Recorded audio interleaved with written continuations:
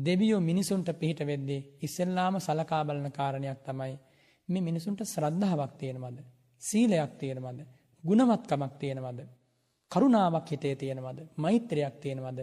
අවංකකමක් තියෙනවද? මෙන්න මේ ටික තියෙනවා නම් දෙවිවරු බොහෝ සේනේ පුද්ගලයා පිළිබඳව පැහැදෙනවා. මෛත්‍රිය වගේ වඩන කෙනෙක් වුණොත් අසීමිත ලෙස උපකාර කරනවා. දේවතානම් පියෝ හෝති. මෙත් වඩන කෙනා දෙවියන්ට ප්‍රිය වෙනවා.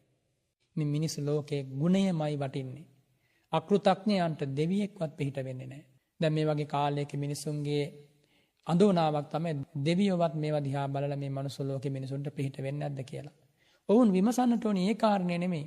මනුස්ස ලෝකේ මිනිසුන්ට පිහිට වෙන්නට තරම් ගුණසාරයක් හදවත්වල තියෙනවද? තියෙන නැත්තන්ට කොහොමත් පිහිට වෙනවා. ඒකේ කිසිම සැකයක් නැහැ. ඒ කාන්තෙන් දෙවියන්ගේ පිහිට ශ්‍රද්ධාවන්තයාට ලැබෙනවා. සීලවන්තයාට ලැබෙනවා. ත්‍යාගවන්තයාට ලැබෙනවා. ප්‍රඥාවන්තයාට ලැබෙනවා. ලැබෙන අවස්ථාව මෙන්න මේ වෙලාව කියලා කාටවත් කියන්න බෑ.